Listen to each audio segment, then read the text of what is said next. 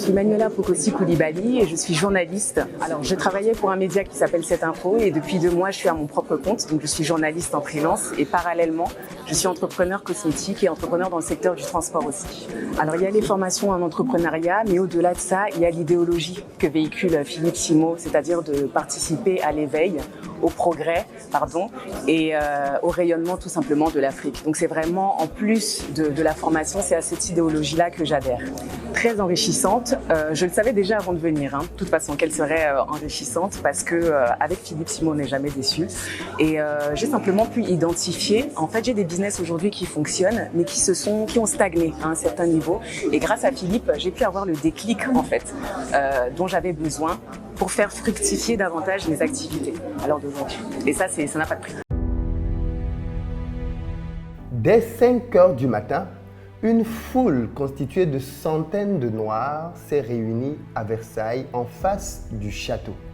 Les habitants de la ville, n'étant pas habitués à voir une telle population dans leur cité, se sont questionnés sur les raisons qui justifiaient la présence de tous ces individus.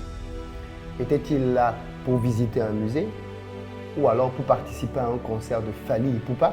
Ou encore, était-ce la grève des Noirs de France? La réalité, c'est que rien de tout ça n'est proche de la vérité. 1600 personnes se sont réunies l'année dernière pour parler de manière stratégique du retour en Afrique pour investir et changer ce continent. Et ça, c'est historique. Les personnes qui étaient présentes à ce forum venaient d'un peu partout dans le monde, à commencer par la France.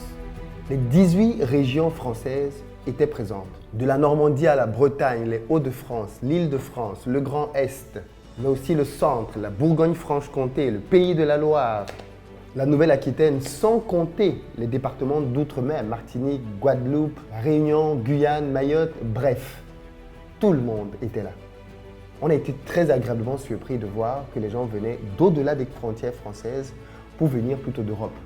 L'Angleterre, l'Allemagne, l'Italie, l'Espagne, le Portugal. On est allé jusqu'en Europe de l'Est avec l'Ukraine, la Russie, en Europe du Nord. On a eu la Norvège, la Suède. Ce n'est pas tout.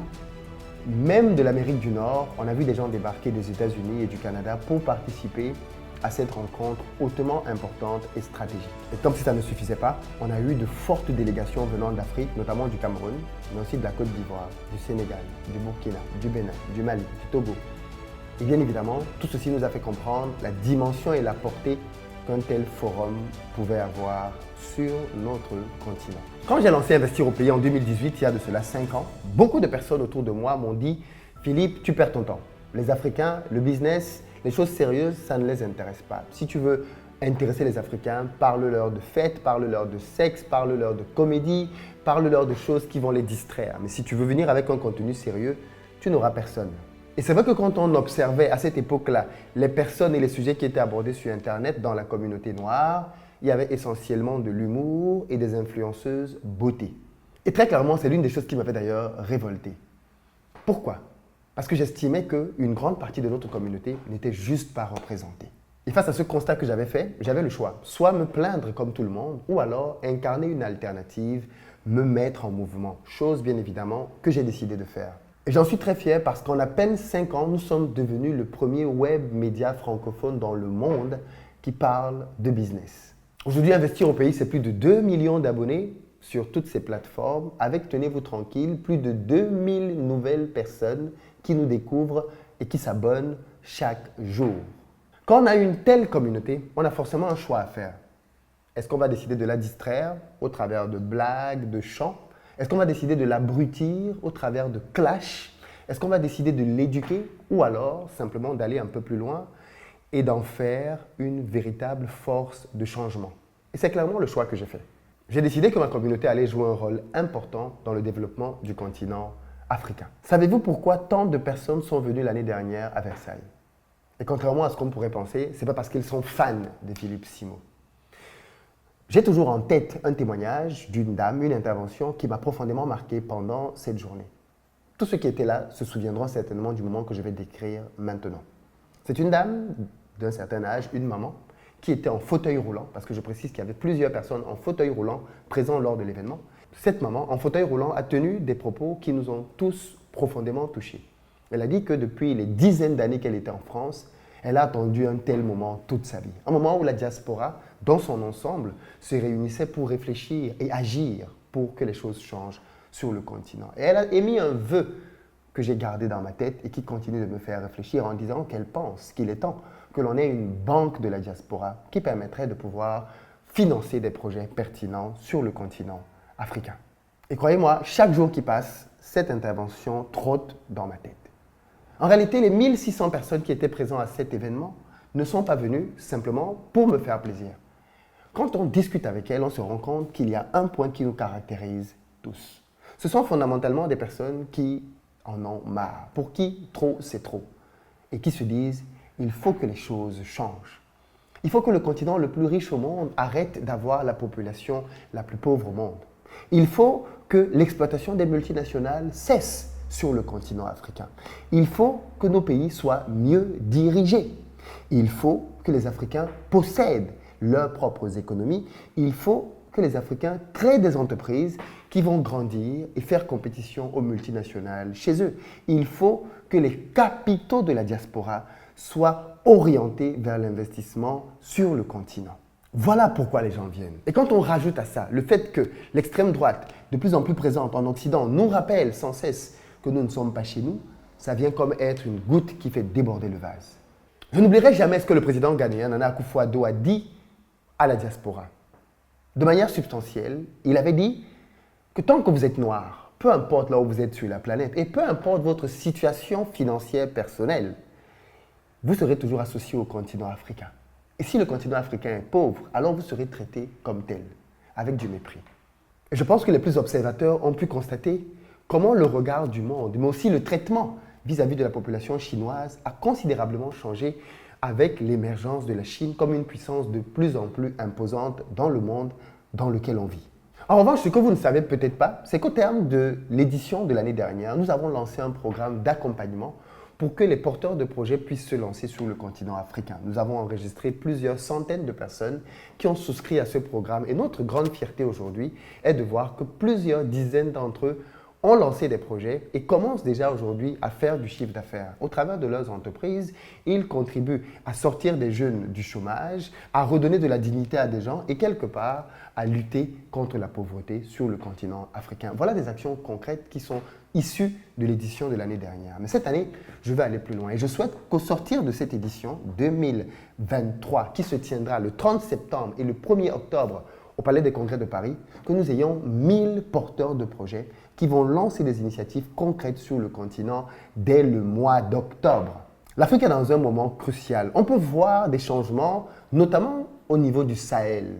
Et ceci devrait nous faire comprendre qu'il y a des basculements et c'est peut-être le bon moment pour nous aussi entrer dans cette guerre économique de manière beaucoup plus accrue, beaucoup plus motivée. Et en réalité, voilà pourquoi vous devez participer à Back to Africa de l'édition 2023. Voilà pourquoi vous devez venir à ce forum pour vous former, pour connecter avec les leaders, pour créer des partenariats, pour rencontrer les acteurs qui peuvent débloquer certaines de vos situations, pour rencontrer des fournisseurs, pour rencontrer d'éventuels clients. C'est le meilleur endroit qui existe en ce moment dans la diaspora pour faire partie des acteurs du changement sur le continent africain. Je ne saurais parler de l'édition actuelle sans remercier ceux qui ont fait de l'édition dernière un succès.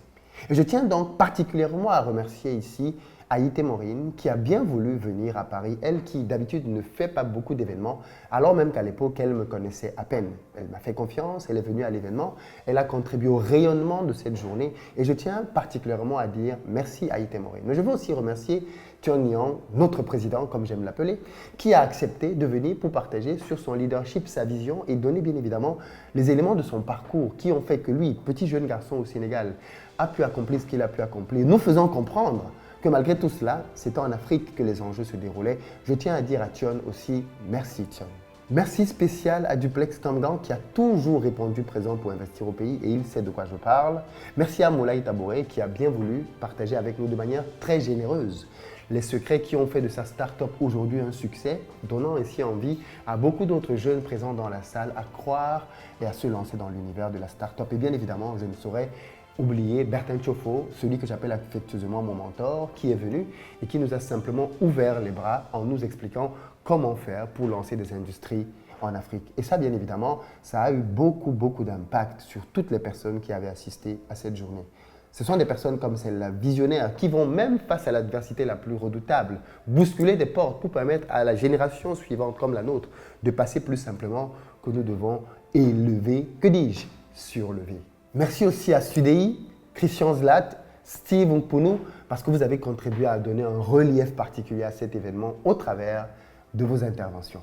Et l'un des plus grands merci est réservé à Tanguy de Bangui qui a accepté au pied levé de venir présenter cet événement à quelques jours seulement. Merci infiniment Tanguy. Sans toi, l'événement n'aurait jamais été le même. Merci. Et l'année dernière nous a permis de comprendre qu'il y avait énormément de besoins. Les gens étaient prêts à s'asseoir à même le sol pour participer à l'événement. Nous avons dû clôturer la billetterie. Parce que tenez-vous tranquille, l'auditorium principal du Palais des Congrès de Versailles accueille 1000 places. Mais non seulement nous avons rempli l'auditorium, nous avons pris une salle annexe en dessous de l'auditorium qui prenait 300 places que nous avons rempli aussi. Et les gens dans l'annexe ont accepté de participer même s'ils ne voyaient la représentation qu'au travers d'un écran. Ils ont accepté parce qu'ils voulaient être là dans ce moment historique. Je tiens aussi à vous dire merci pour les concessions que vous avez faites.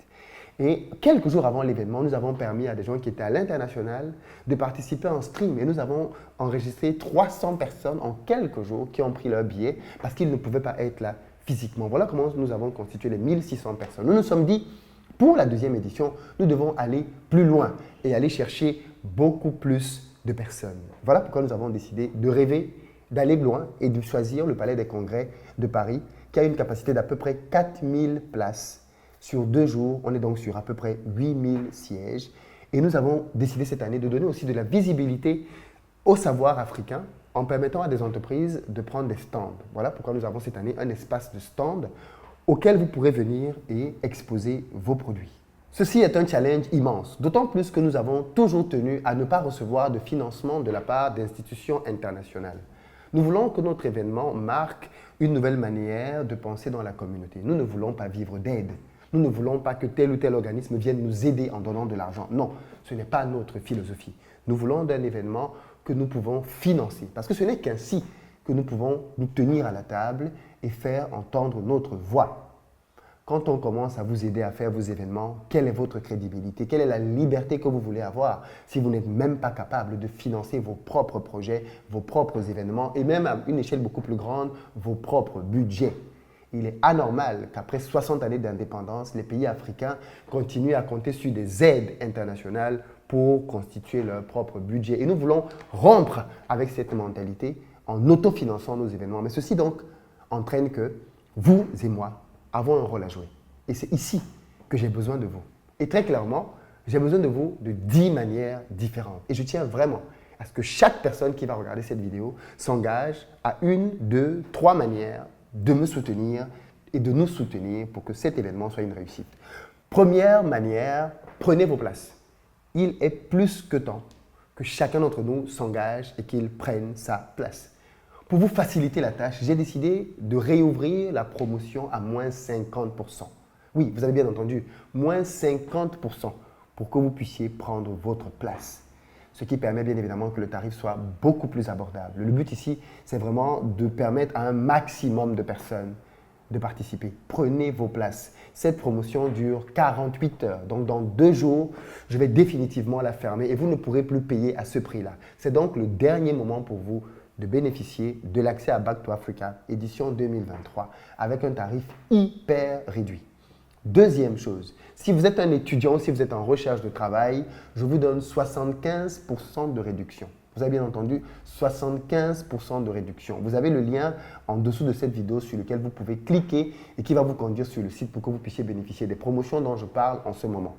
75% de promotion, c'est maintenant. Troisième, venez avec votre partenaire. Si vous êtes en couple, marié ou en relation, ne venez pas seul. On est tous conscients que investir en Afrique, c'est quelque chose qui va vous demander. Et n'entrez pas dans cette aventure de manière égoïste. Faites participer votre partenaire. Il comprendra ou elle comprendra beaucoup mieux votre mindset parce qu'il aura été à ce genre d'événement et verra et comprendra l'engouement. Quatrième manière de soutenir, venez avec vos amis. Venez avec les personnes avec qui vous voulez peut-être faire du business. Si vous avez des idées à plusieurs, venez ensemble à cet événement. Ça va vous permettre aussi de valider qu'entre vous, vous avez une même vision et que les uns et les autres sont prêts à s'engager, à travailler avec vous. Ne venez pas seul. 5e, invitez votre famille. Parlez-en à vos oncles, à vos tantes, à vos parents, à vos enfants, à vos cousins, à vos cousines. Invitez un maximum de personnes autour de vous. Je compte sur vous là-dessus. 6e manière de me soutenir, si vous faites partie d'une association, alors contactez-nous parce que nous avons des tarifs pour les groupes de 10 ou alors pour des tontines. Contactez-nous au +33 6 18 87 84 80. Tarif de groupe. Et ce sera avec plaisir que nous vous les appliquerons. Si vous êtes dans une tontine ou dans une association quelconque, contactez-nous pour avoir le tarif de groupe. 7e moyen de soutenir, si vous êtes commerçant, si vous avez un business, prenez un stand. Vous allez avoir 10 000 personnes sur 2 jours. L'un des problèmes majeurs dont souffrent beaucoup d'entreprises, c'est la visibilité. Or là, vous avez le meilleur endroit possible pour rencontrer des prospects et vendre vos produits. Si vous avez des idées de business et que vous voulez les tester, prenez un stand et venez discuter avec les gens de votre projet. Et d'ailleurs, venez avec un prototype, venez avec une première offre pour essayer de glaner des clients à cet événement-là. 8e moyen de soutenir, parlez-en autour de vous. Et je parle ici à ceux qui ont déjà peut-être pris leur billet ou alors qui ne l'ont même pas encore pris. Parlez-en autour de vous. Faites savoir où vous serez le 30 septembre et le 1er octobre. Et faites savoir aux gens qu'ils doivent venir parce que la communauté a besoin que les uns et les autres y participent. 9e point, si vous étiez là l'année dernière, contactez-nous parce que vous avez droit à un tarif préférentiel. Vous nous contactez au numéro que j'ai communiqué tout à l'heure ou alors par mail bta@investiropayes.com. Si vous étiez là l'année dernière et que vous ne le savez peut-être pas, vous avez droit à un tarif spécial. Contactez-nous pour en bénéficier. Et puis 10e point, 10e manière de nous soutenir, bloquez ce week-end dès maintenant dans votre agenda. On est à 2 mois, c'est proche. Bloquez ce week-end dans votre agenda. 30 septembre, 1er octobre. Et si vous n'avez pas d'argent, pour le moment, mettez ça comme un objectif prioritaire pour vous. Et en 2 mois, je suis sûr que vous allez trouver le moyen d'avoir de l'argent. Que ce soit en faisant un petit job, que ce soit, vous allez trouver le moyen de manière ingénieuse d'avoir de l'argent pour être avec nous à Back to Africa. C'est l'événement à ne pas manquer. Je compte vraiment sur vous pour faire l'une des actions ou plusieurs des actions que je viens de citer. Parce que ce n'est qu'ainsi que l'on parviendra à marquer le coup en étant aussi nombreux à faire rayonner le continent africain. Il est important que nous passions un message, et un message très fort, un message d'unité, mais aussi un message de puissance par le nombre. Et ça passe par chacun d'entre nous. Je compte sur vous les amis. Faites circuler cette vidéo massivement, partagez-la massivement. C'est aussi une manière pour vous de contribuer afin que nous soyons ce jour-là présents pour parler de business avec plusieurs invités que je vous présenterai dans de prochaines vidéos. Mais nous sommes maintenant dans le dernier couloir, dans le dernier sprint et c'est maintenant plus que jamais que j'ai besoin de toi. À très bientôt.